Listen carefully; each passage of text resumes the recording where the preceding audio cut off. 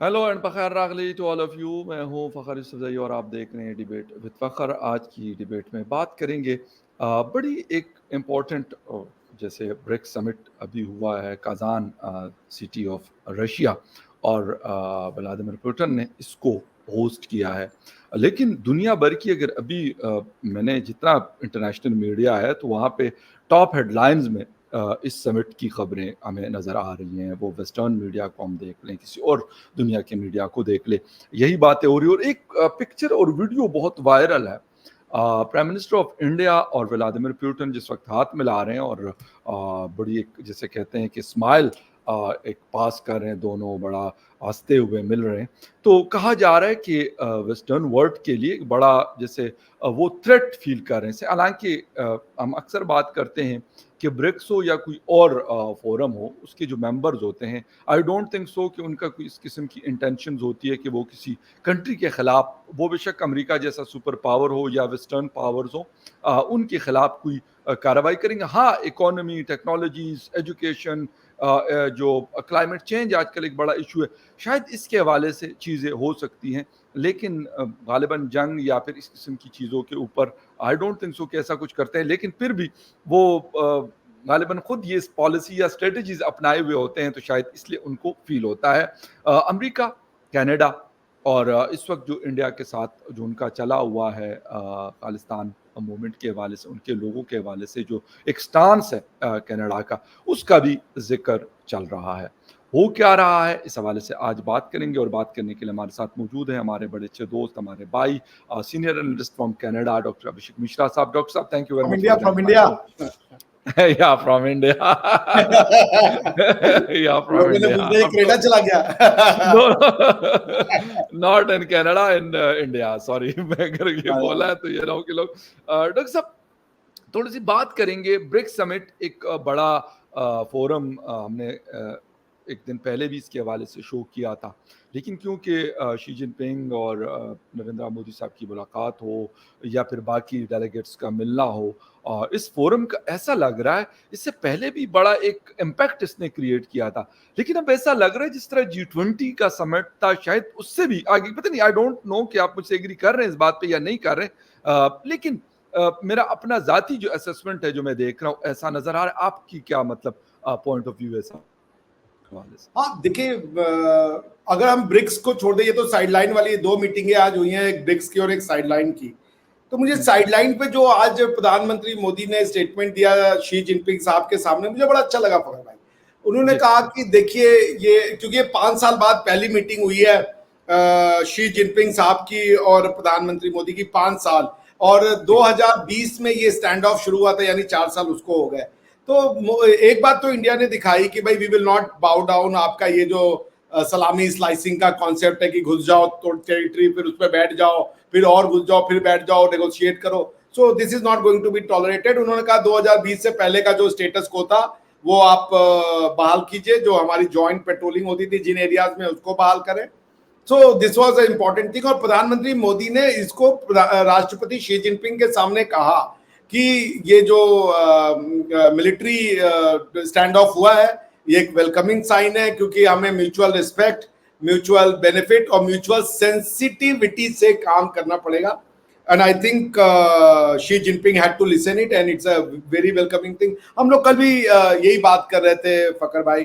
देखिए, ये तो आइडियल है हमारे रीजन के लिए, इंडियन सब कॉन्टिनेंट के लिए ये बहुत आइडियल सिचुएशन होगा कि इंडिया, चाइना, रशिया, दे कम अलोंग टुगेदर। और कल हमने ऑलरेडी बता रखा है कि ये 35% ऑफ द वर्ल्ड या 45% ऑफ द वर्ल्ड पॉपुलेशन है, 35% ऑफ द वर्ल्ड जीडीपी है, अराउंड 1/3 ऑफ द और half of the world geographical area है। So it's a huge block. It has a consequential impact on the world order. और इसकी churning का शुरुआत दिखाई दे रहा है, बिकॉज देखिए G7 और वो एक वाइट क्लब है, ठीक है ना। G20 में जो है वो पूरा रिप्रेजेंटेशन नहीं है, वो रिच कंट्रीज का क्लब है। जबकि जो ब्रिक्स है ये डेवलपिंग कंट्रीज का है, ग्लोबल साउथ भी है इसमें, ग्लोबल नॉर्थ भी है, और it has a potential to offer alternative to international order जो आज की डेट में है। और जो आपने बिल्कुल कहा, मैं बिल्कुल सही हूँ, यही ऑब्जर्वेशन मेरा भी था कि वेस्ट इसको बड़ी बड़ी सरसरी निगाहों से देख रहा है कि व्हाट इज अनफोल्डिंग। राइट। अच्छा डॉक्टर साहब, थोड़ा सा अगर बात कर लेते हैं हमने कि अगर चीन, लास्ट शो में भी हमने बात की थी कि अगर चीन और इंडिया के हालात बेहतर हो जाते हैं और जैसे कि हो रहे हैं, नज़र आ रहा है कि बेहतरी आ रही है उसके अंदर, फिर रशिया होस्ट कर रहा है ब्रिक्स को इस दफ़ा, और दुनिया भर के बड़े कंट्रीज़ के हेड ऑफ द स्टेट्स को उन्होंने इनवाइट किया और दुनिया को बताया कि नहीं ठीक है, America is a super power, लेकिन हमारे पास भी दुनिया के अंदर एक पावर मौजूद है, एक इन्फ्लुएंस मौजूद है कि जंग के बावजूद बेशक वेस्टर्न वर्ल्ड हमारे खिलाफ है, लेकिन इसके बावजूद भी हम स्टैंड करते हैं, एग्जिस्ट करते हैं और दुनिया हमारे साथ खड़ी है। कितना बड़ा मैसेज है खास तौर पे यूएस के लिए। देखिए फकर भाई, मैं ना ये सुपर पावर जो वर्ड है, since my job is to analyse, मैं इसको नहीं मानता। आप सुपर पावर क्या कह रहे हो आज की डेट में? Military super power? अगर आप मिलिट्री सुपर पावर हो तो क्या अफगानिस्तान में आपके ऑब्जेक्टिव अचीव हो गए? आपको वहां पे मिलिट्री हार्डवेयर छोड़ के भागना पड़ा भाई। एग्जैक्टली। मैं वेस्ट की रिस्पेक्ट करता हूं, मुझे पता है कि वो नहीं रहना चाहते थे अफगानिस्तान में, but the point is that कि why did you come to Afghanistan? To make it more secure for the Americans. Is it more secure? ये तो एक क्वेश्चन है ना कि आपको सिक्योरिटी किससे चाहिए थी? अलकायदा से चाहिए थी और आपको जिहाद के अगेंस्ट में एक वो करना था। Is it more secure? Are you more secure now? आज हमास और इसराइल के बीच में जो हो रहा है वो सारी दुनिया देख रही है। सो क्या है ये मिलिट्री पावर, मिलिट्री या सुपर पावर का एबिलिटी? अगर हम पावर की डेफिनेशन ये लें, that power is the ability to make someone do what you want that person to do, यानी कि मेरे अंदर ये क्षमता होनी चाहिए कि मैं अगर आपसे कहूं कि खड़े हो जाओ तो आप खड़े हो जाए, या मैं कहूं बैठ जाओ तो बैठ जाए। ये अगर पावर है तो ये तो प्यार से भी करवाया जा सकता है और ये आप दबा के भी करवा सकते हैं। यानी कि मैं इतना पढ़ा लिखा हूं, आप मुझे आते ही रूम में देखे, अरे आइए सर, आइए सर, आइए सर, ठीक है ना? एक तो ये हो सकता है। दूसरा ये हो सकता है कि भाई अब आए तो बंदूक लेके आए कि मैं आया हूं, साला तुम खड़े ही नहीं हो रहे हो। So I don't believe in the second form. First form जो है ना, जिसे कहते हैं कि you earn respect. You don't demand respect ना, you earn it. तो कोई वर्ल्ड पावर नहीं है आज की डेट में। इकोनॉमिक वर्ल्ड पावर दुनिया में अब कोई भी, अरे मिलिट्री वर्ल्ड पावर अब दुनिया में कोई भी नहीं है। रशिया ने भी देख लिया। रशिया चलिए अमेरिका के रेस्पेक्ट में वीक होगा, मगर क्या यूक्रेन के रेस्पेक्ट में भी वीक है? तो आपने देखा कि वो चाइना ने भी घुसने की कोशिश की थी वियतनाम में। चाइना इंडिया में घुस गया था, उनको भी लगा मिलिट्री सुपर पावर है। आज आ गए 2020 के स्टेटस पे आ गए और मीटिंग हो गई 5 साल बाद इंडिया ने भी। सो मिलिट्री पावर का सुपर अगर एलिमेंट है किसी भी कंट्री को सुपर पावर डिटरमाइन करने में, तो आज की डेट में ये तो प्रूव हो चुका है कि कोई सुपर पावर नहीं, ठीक है ना? बिकॉज पहले क्या होता था ना, मिलिट्रियां लड़ती थी, अब लोग लड़ने लगते हैं तो पूरी की पूरी कंट्री आर्मी बन जाती है, ठीक है ना? आपके लिए कोई जगह सुरक्षित नहीं होती थी। पहले क्या होता था, जैसे इंडिया में आप देखें, जब बाहर के आक्रांता आते थे तो सेनाएं लड़ती थी, अगर सेना हार गई तो लोग एक्सेप्ट कर लेते कि जो जीता वो हमारा राजा है। आज नहीं होता ऐसा फकर भाई। अमेरिका को अफगानिस्तान में लोगों ने नहीं एक्सेप्ट किया, अमेरिका को इराक में लोगों ने नहीं एक्सेप्ट किया, अमेरिका को लीबिया में लोगों ने नहीं एक्सेप्ट किया, सीरिया में नहीं एक्सेप्ट किया, कहीं नहीं किया उन्होंने। सो पॉइंट ये कि आई डोंट थिंक कि दुनिया में कोई सुपर पावर है। नाउ लेट्स टॉक कि अगर इकोनॉमी और मिलिट्री स्ट्रेंथ बनने से क्या कोई सुपर पावर बन जाता है, तो अमेरिका की जो इकोनॉमी है वो क्या आइसोलेटेड इकोनॉमी है? रशिया और इन America, they are clubbed like this as far as the economics is going. America का सबसे ज्यादा, अमेरिका आज की डेट में अगर सारी की सारी अपनी फैक्ट्रीज जो उन्होंने ऑफशोर कर रखी हैं बाहर बुलवा लें अपने घर में, तो जो प्रोडक्शन का कॉस्ट बढ़ेगा ना, तो जो उनकी अभी पर कैपिटा इनकम इतनी है और ये है, और वो सोसाइटी फिर भी अफोर्ड कर पा ली है सर्टेन गुड्स, वो नहीं कर पाएंगे। तो पॉइंट है कि आई डोंट थिंक कि कोई अभी एज सच सुपर पावर है। हाँ, ये जरूर है कि there is someone who are in a better place position to negotiate, और अमेरिका उसमें बिल्कुल है। और जहां तक बात रही कि क्या आप कोई इंडिविजुअल देश सुपर पावर है, नहीं, अब ग्रुप सुपर पावर होंगे, अब आइडिया सुपर पावर होंगे। तो BRICS is one of those groups and idea कि जो वेस्टर्न हेजेमनी है उसके बियॉन्ड भी लोगों की आवाज है, लोगों की कंसर्न है, लोगों की अंडरस्टैंडिंग है कि भैया अगर आप एक तो पन्नून को बोलते हो सिख, आप पन्नून को और सिख को एक मिला दे रहे हो, ऐसे नहीं होना चाहिए। आपको खालिस्तानी मूवमेंट का मतलब समझ में आना चाहिए, दूसरे देश की टेरिटोरियल इंटेग्रिटी का सम्मान होना चाहिए। खाली मेरा freedom of speech and expression, मेरा लॉ ऐसा करता है, आपके लॉ में ऐसा होता होगा, this kind of contemptuous remarks should be should be avoided ना. तो right, I guess BRICS is coming up as a group जिसमें तीन आप देख लें, इकोनॉमिक, मिलिट्री और जिसे कह लें ह्यूमन रिसोर्स के भी हवाले या से बहुत पावरफुल कंट्रियां हैं. और मैं नहीं समझता कि अगर ये ब्रिक एक पावरफुल कंट्री है तो उसको लोगों को दबाना चाहिए. नहीं, आप फिर अगर पावर है तो फिर आपके पास लोगों के वेलफेयर के लिए उसको यूज करना चाहिए. अगर आप लोगों के सब्जुगेशन के लिए पावर का इस्तेमाल करते हैं तो वो यूज ऑफ पावर नहीं कहते हैं, उसको अब्यूज ऑफ पावर कहते हैं. एब्सोल्युटली राइट, बिल्कुल. Abuse of power and use of power.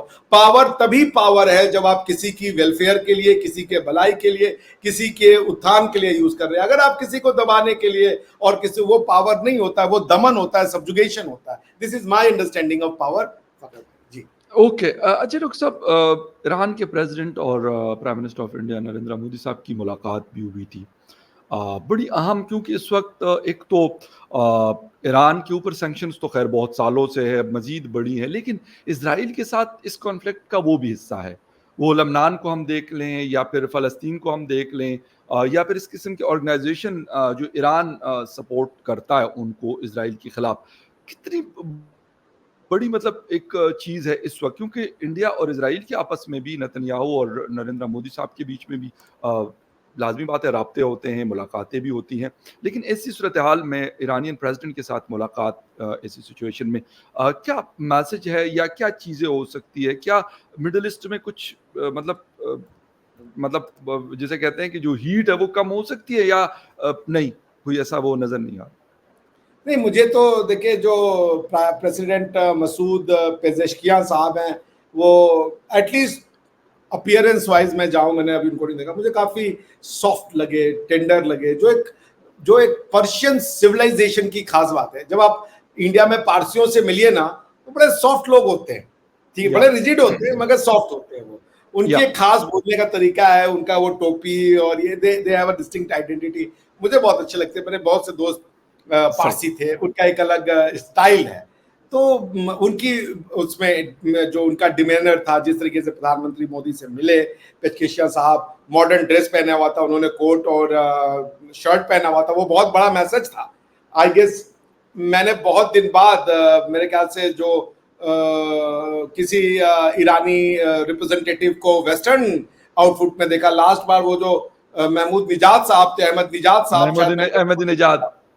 तो या अहमद निजात साहब के बाद मैंने किसी को देखा नहीं कि इस तरीके का मॉडर्न वो पड़े. और देखिए, मैं फिर कह रहा हूँ कि ईरान और इजराइल को आपस में एक सुलह तो करना पड़ेगा.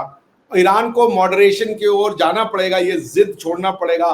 क्योंकि जब अरबों ने मान लिया है, अरब को प्रॉब्लम नहीं है, आप क्यों उस चीज को और हवा दे रहे हो. और दूसरी चीज ये भी है कि आखिरकार पीस कभी ना कभी तो आना है. कितनों को मार के क्या मिलेगा. और इजराइल को भी यही है कि they must accept 2 state solution. फलस्तीनियों को भी उनका हक दे दें, और जो उनका इरादा है, जो इनका इलाका है, या जो इस इलाके में रहने पे दोनों लोगों में बात हो सकती है. जैसे गाजा उनके गवर्नेंस में था, I think after this whole exercise वो उनको वापस दे दे गाजा, वो अपना वो करे. हाँ, अगर ईरान इंटरफेरेंस बंद कर दे तो I am pretty sure west जो अरबियन पॉपुलेशन है वो गारंटी ले लेगी कि अब हम ऐसा कुछ होने नहीं देंगे. वो तो ईरान जो इंटरफेयर करता है ना थ्रू शिया पॉपुलेशन, जिससे कि बेचारे उनको भी बड़ी दिक्कत हो जाती है, वो कुछ कर नहीं पाते बिकॉज वो अपनी कंट्री में सेक्टेरियन युद्ध नहीं चाहते. So if Iran decides to step back, look for peace and development, because देखिए, फारसी सिविलाइजेशन बहुत बड़ी सिविलाइजेशन है. ये लोग, ये इनकी इतिहास हजारों साल का है. They are people of art, culture, music, bravery. So I think time has come कि पीस शुड प्रिवेल. और मुझे मसूद पेशेंगियर साहब से उनकी जो बॉडी डिमेनर था बहुत अच्छा लगा, and I think there is lot of hope. Right. अच्छा डॉक्टर साहब, जो मतलब उसका मैं पढ़ रहा हूँ, शी जिनपिंग और नरेंद्र मोदी साहब की मुलाकात का जो अपडेट्स आई हैं, उसमें कहा कि mutual trust, respect and sensitivity should be basis of India China ties, PM Modi tells Xi Jinping. अभी जैसा कि उससे पहले एलएसी वाला इशू लाज़मी बात है उस पे फ़ॉरेन ऑफ़िसेज़ दोनों कंट्रीज़ के काम कर रहे होते हैं। तो एक तो वो चीज़ है। दूसरा ये वाला जो कहा जाता था कि जी इंडिया में कहा जाता था कि जी चाइनीज़ प्रोडक्ट का बॉयकॉट किया जाए या उसको कम किया जाए। अब वो चीज़ें नॉर्मल की तरफ आ जाएँगी क्योंकि जो इंडिया की डिमांड्स थी, स्पेशली एलएसी के हवाले से इश्यू था, तो अब ऐसा लग रहा है कि ख़त्म हो गया। जी, मतलब ये आप एलएसी के जो डिस्प्यूट खत्म हो गया चाइना का, ये आपका ये जी, है जी, कि जी। जो मैंने कहा बाकी चीज़ें मतलब फिर नॉर्मलसी की तरफ जाएँगी जिस तरह पहले हुआ करती थी एलएसी से पहले या अब भी कोई वो मतलब चीज़ रहेगी जो हम देख रहे थे एलएसी के वक़्त पे जब डिस्प्यूट हुआ। नहीं, देखिए इतनी जल्दी तो चीजें मुझे नहीं लगता फखर भाई नॉर्मलसी आ जाती है। हाँ, आपको समझने में एक दूसरे को टाइम लगता है। तो आई थिंक कि नॉर्मलसी का पहला स्टेप तो हो ही गया है कि भाई we have come back to, जिसको हम कहते हैं कि restored the order prior to जो 2020 था। वो हमने इस्टेब्लिश कर लिया है। बट अगर आप इंडियन मीडिया को सुने और जो एक्सपर्ट्स हैं इंडिया को उनको पढ़ें, चाइना के जो एक्सपर्ट्स हैं इंडिया में, वो सब कहते हैं कि China, you need to trust with, जिसे कहते हैं ना कि great caution, like with a pinch of salt. तो जिसे कहते हैं ना कि दूध का जला छाछ भी फूक फूक के पीता। तो बिल्कुल। हम चाइना के साथ पिछले 70 साल से डील कर रहे हैं।